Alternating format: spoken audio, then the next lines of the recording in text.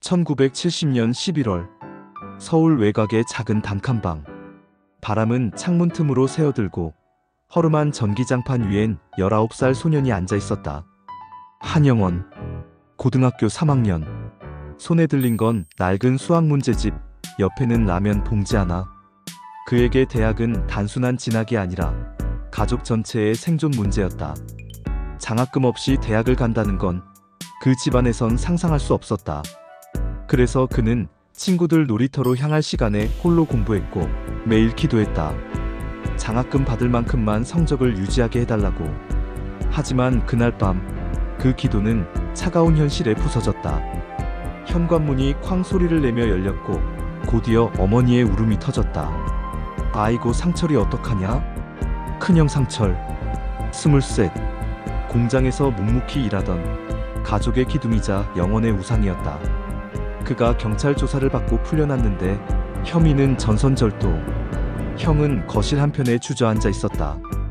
얼굴은 새하얗고 눈은 충혈돼 있었다. 영원은 숨을 삼키며 묻는다.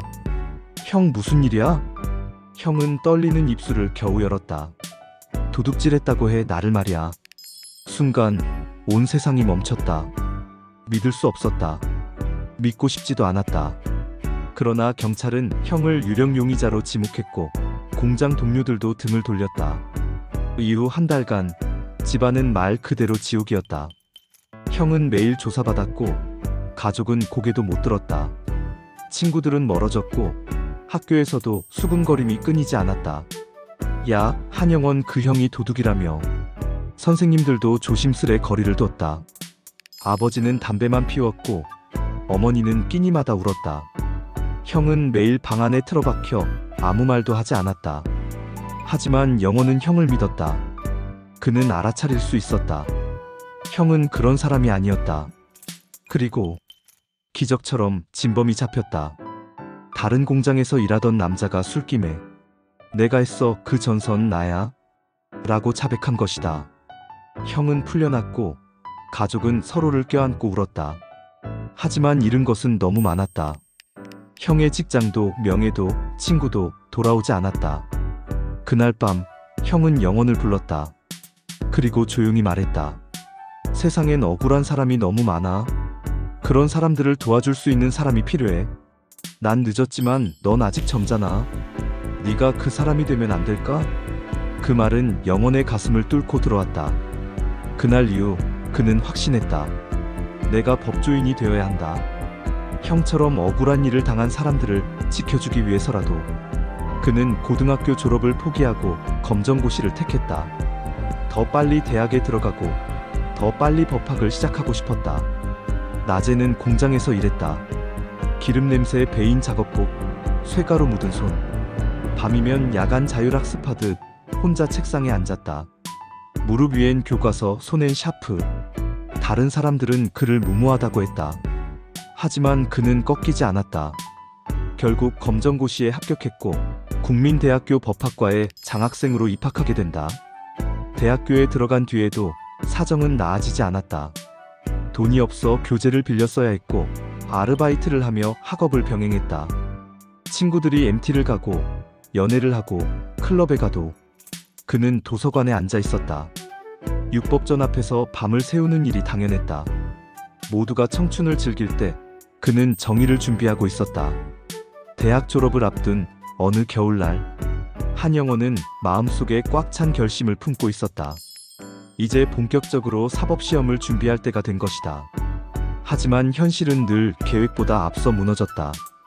부모님은 병원에 다니기 시작했고 동생은 취업에 실패한 채 집에 들어와 있었다.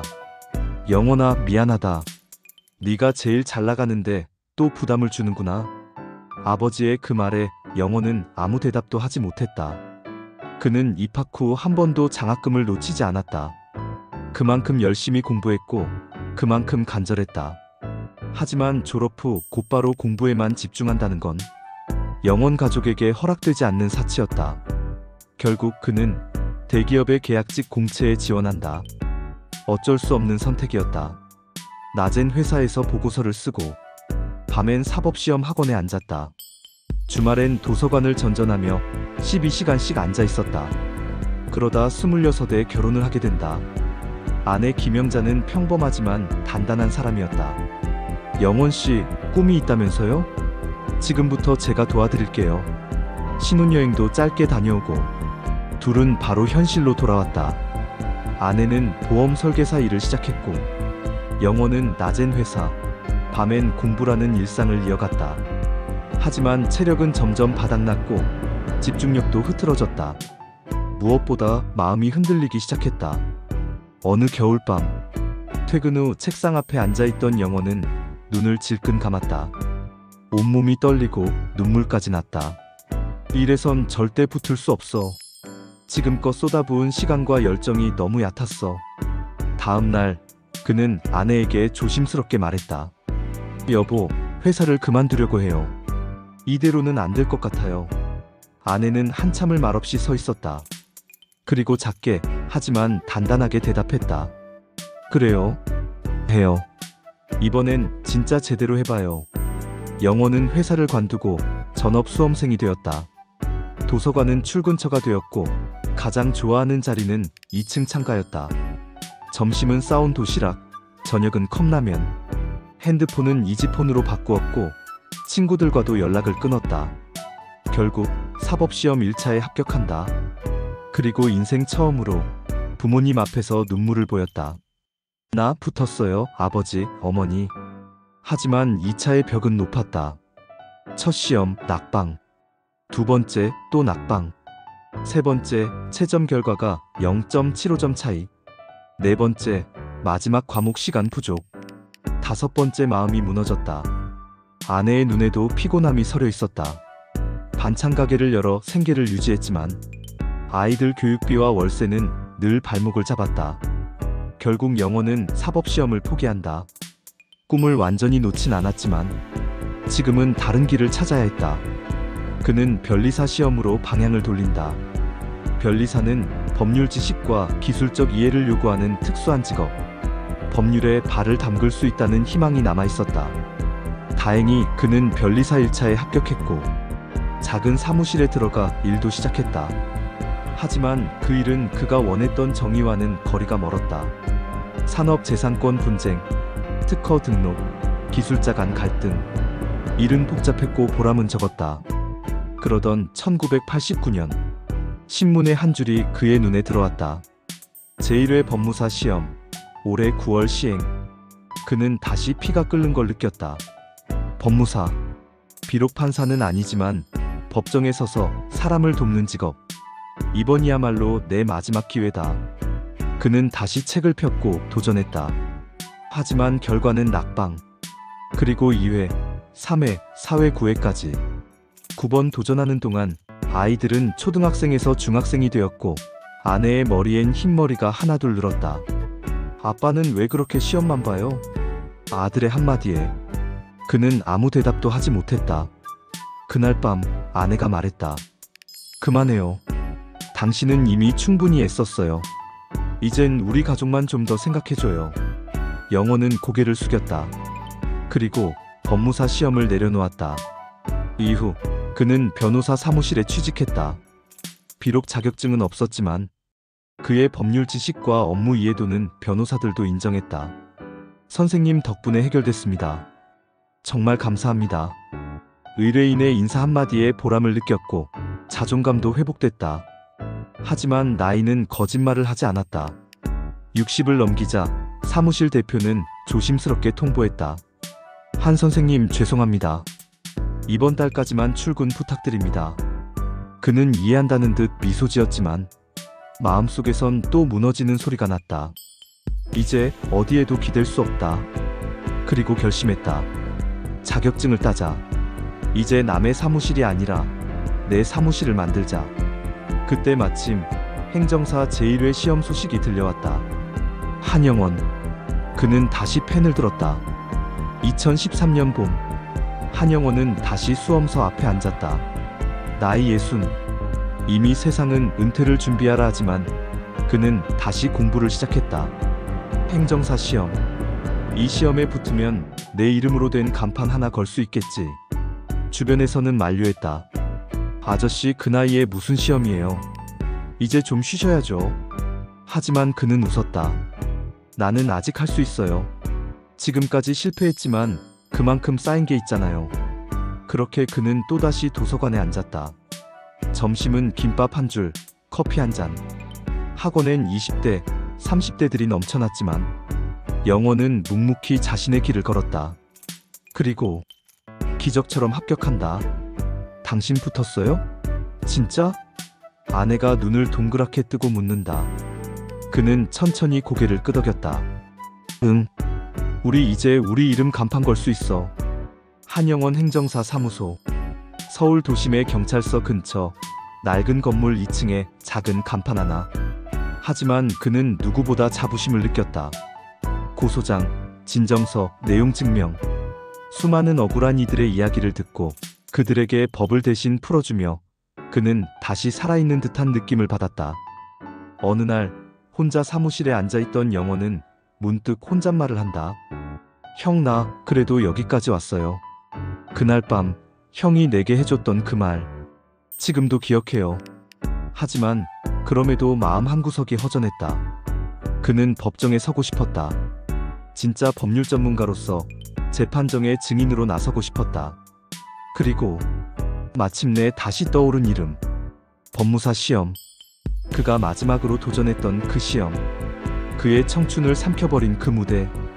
이번엔 정말로 마지막이라고 생각했다. 그때가 63세. 당신 정말 또 할 거예요?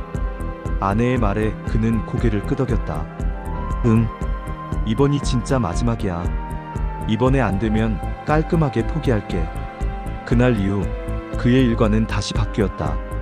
낮엔 행정사 사무실 운영, 밤에는 법무사 시험 공부. 책상 위엔 10년 된 형광펜, 낡은 민법 교과서. 눈은 쉽게 피로해졌고 어깨는 뻐근했다. 하지만 그는 매일 같은 시간에 도서관에 앉았다. 다들 그 할아버지라고 불렀지만 그 별명이 오히려 좋았다. 할아버지, 이거 좀 알려주세요. 젊은 수험생들이 물을 때면 그는 힘들었던 자신의 과거를 떠올리며 웃었다. 그러나 시험은 언제나 냉정했다. 66세 시험, 낙방. 67세 시험, 단 한 문제 차이로 떨어졌다. 그리고 68세 시험, 귀가 어두워 시험지 교체 안내방송을 놓쳐 다른 답안지에 작성하는 실수를 저지른다. 0점. 그날 밤 그는 아무 말도 하지 못한 채 집에 돌아왔다. 책상 앞에 앉아 종이를 바라만 봤다. 그 위엔 정말 그만두자 는 글씨가 적혀 있었다. 그러다 69세가 되던 해 그는 마지막이라고 다짐하며 또다시 응시원서를 작성했다. 이번엔 정말 마지막이다. 이제는 몸이 더 이상 못 버텨. 그해 여름 손주뻘 수험생들 사이에서 그는 마지막 시험을 치렀다. 눈이 침침했고 글씨가 흐릿했지만 그는 또박또박 꾹꾹 눌러 적었다. 특히 형사소송법 문제를 볼 땐 형의 얼굴이 떠올랐다. 형이 겪은 그 억울함. 내가 잊지 않았어. 시험을 마치고 집에 돌아온 그는 이불을 덮고 한참을 잤다. 온몸이 녹아내릴 것 같았다. 그리고 2024년 2월 합격자 발표일. 한영원 12만 3,456. 그는 떨리는 손으로 마우스를 눌렀다. 한 줄의 문장. 합격을 진심으로 축하드립니다. 그 순간 숨이 멎는 줄 알았다. 여보, 붙었어. 나 진짜 붙었어. 아내가 달려와 화면을 보며 소리쳤다. 정말요? 진짜예요? 둘은 서로를 껴안고 말없이 울었다. 그 어떤 말도 필요하지 않았다. 한영원, 나이만 70세, 대한민국 법무사 시험 최고령 합격자. 합격 소식이 알려지자 언론도 주목했다. 선생님, 어떻게 이토록 오랜 시간 도전할 수 있었나요? 그는 말없이 웃었다. 그리고 짧게 답했다. 형 때문이었어요. 그는 형을 떠올렸다. 1970년 그 겨울밤, 억울한 누명을 쓰고 돌아온 형의 떨리는 얼굴. 그날 심었던 씨앗은 50년이라는 시간을 지나 이제야 꽃을 피운 것이다. 그의 사무실 벽엔 지금도 이 글귀가 걸려 있다. 씨앗이 자라 꽃이 피기까지는 기다림의 시간이 필요하다.